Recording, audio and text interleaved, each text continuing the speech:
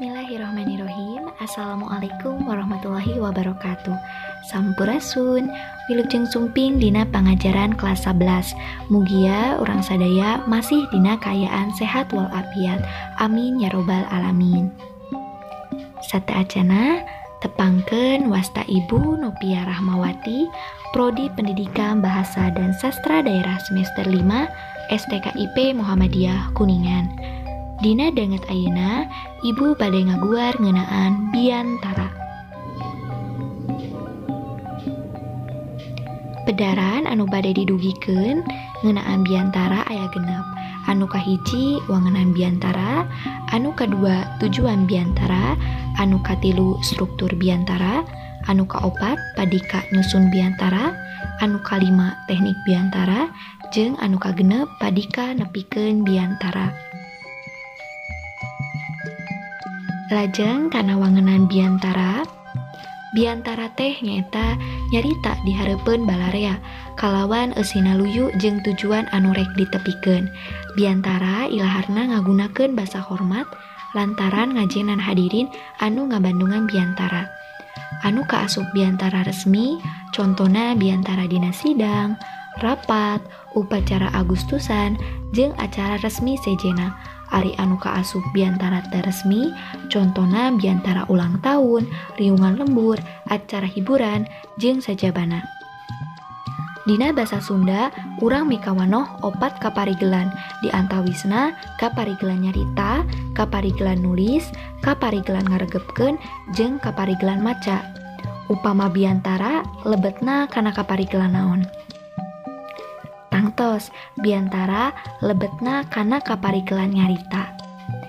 Hidup oge panginten tos teu asing kana biantara, margi hidup pernah ningali jalma anu nyarita di hareupeun balarea. Salajengna tujuan biantara. Tujuan biantara aya 5, anu kahiji nyaeta instruktif. Pikeun marentah atawa mere instruksi. Contona dina biantara keagamaan. Eusina aya parentah-parentah, sawatara larangan-larangan anu kedah diperhatoskeun ku urang atanapi biantara hiji pamimpin mere instruksi pikeun tumut kana aturan anu tos ditangtoskeun. Anu kadua nyata rekreatif, pikeun ngahibur atawa ngabungahkeun. Janten upama jalma ngadangukeun biantara urang teh ngaraos ngahibur. Anu katilu aya simpatif, nyata tujuan biantara pikeun menangkeun pangwelas atawa pangarunya. Contona ngeunaan biantara bencana alam, diebehkeun sawatara data-data, korban, jeung sajabana. Sangkan anu ngadangukeun biantara teh kahudangkeun rasa simpatifna. Anu kaopat nyaeta persuasif, pikeun mangaruhan nu ngadangu biantara. Contona dina seminar-seminar ngeunaan pentingna diajar, pentingna wirausaha, jeung sajabana. Upama ngadangukeun biantara anu sifatna persuasif, bakal aya parobahan kana sikap urang, sabab kapangaruhan ku eusi biantara anu didugikeun. Jeung anu terakhir nyaeta informatif. Nyata tujuan biantara pikeun mere informasi atawa pangaweruh. Ieu minangka kacindekan anu ngabeungkeut sadaya tujuan biantara. Dipungkas ku tujuan informatif. Anu salajengna nyaeta struktur biantara. Struktur biantara di dieu aya 3. Anu kahiji nyaeta bubuka, anu kadua eusi, jeung anu katilu nyaeta panutup.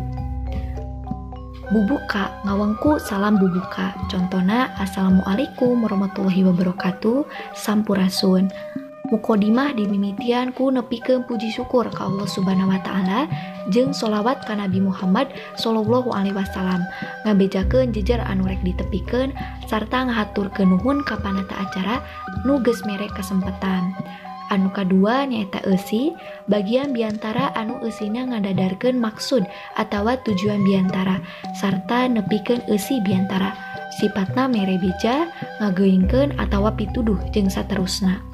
Anu katilu nyaeta panutup, ngawengku sanduk-sanduk menta dihampura, bisi rea kekecapan anu salah, atawa teu merenah salila cecaritaan, ngindikeun eusi biantara, doa jeung mungkas biantara ku salam panutup.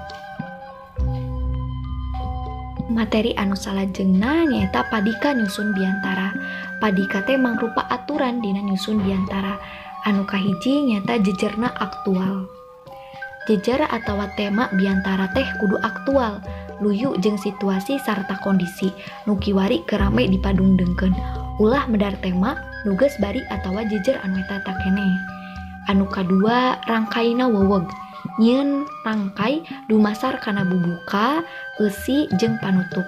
Gunakeun ejaan basa Sunda anu bener. Anu katilu eusina mundel. Eusi biantara kudu rea mangpaat jeung pulunganeunana. Anu kaopat basana hade. Basa nu digunakeun kudu beunghar jeung euyeup ku mamanis basa. Bisa dieuyeban ku sisindiran, babasan jeung paribasa, cutatan referensi bacaan atawa kalimah pinilih. Lamun dina basa Indonesia mah kata-kata mutiara anu ditepikeun ku hiji tokoh. Salajengna ngeunaan teknik biantara. Teknik biantara di dieu aya 4. Anu kahiji teknik nalar atawa ngapalkeun. Nyata teknik biantara anu ditalar luyu jeung teks anu geus disusun samemehna. Tangtuna biantara teh ditalar atawa diapalkeun eusi teksna. Anu kadua teknik maca naskah. Nyata biantara anu ngagunakeun teks. Dina prakna biantara teh maca sakur nu aya dina teks. Anu katilu teknik catatan inti biantara atau ekstemporan. Nyata biantara kalawan mawa catatan hal-hal nu penting nu rek ditepikeun. Jeung anu terakhir nyata teknik langsung atawa impromptu. Nyata biantara langsung tanpa nyiapkeun teks. Biasana dilakukeun ku jalma anu geus parigel atawa ahli dina nepikeun biantara. Materi anu pamungkas nyata ngeunaan padika nepikeun biantara. Anu kahiji aya sora atawa artikulasi. Sora kudu bedas jeung tatag, bentes ngalisankeun kekecapan jeung teu loba ngarandeg dina nyarita. Anu kadua lentong atawa intonasi. Lentong kudu merenah, ulah nepikeun biantara basa Sunda ku lentong basa Indonesia. Anu katilu aya wirahma, patali jeung ancak gancangna atawa tarik halona dina nyarita, ulah rusuh teuing, ulah ngayeye teuing. Anu kaopat aya nada. Nyata patalina jeung rasa eusi biantara. Upama pikabungaheun kudu dikedalkeun ku nada bunga jeung sabalikna. Anu kalima aya pasemon atawa ekspresi atawa disebut oge mimik. Pasemon atawa paroman patalina jeung nada nu dikedalkeun luyu jeung eusi biantara. Anu terakhir nyata pasang peta atawa gestur. Patalina jeung gerak awak nu efektif teu kaleuwih. Biasana pasang peta nuturkeun wirahma jeung nada.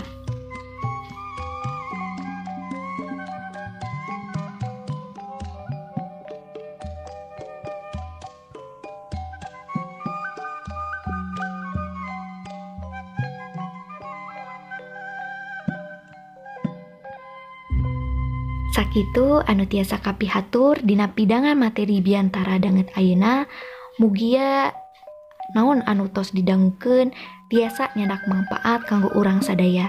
Sok sanaos seueur sumber-sumber anu digunakeun referensi kanggo hidup anu aya patalina sareng materi biantara. Hatur nuhun kana perhatosanana. Wilujeng patepang deui dina pangajaran Sunda anu sanesna. Wassalamualaikum warahmatullahi wabarakatuh.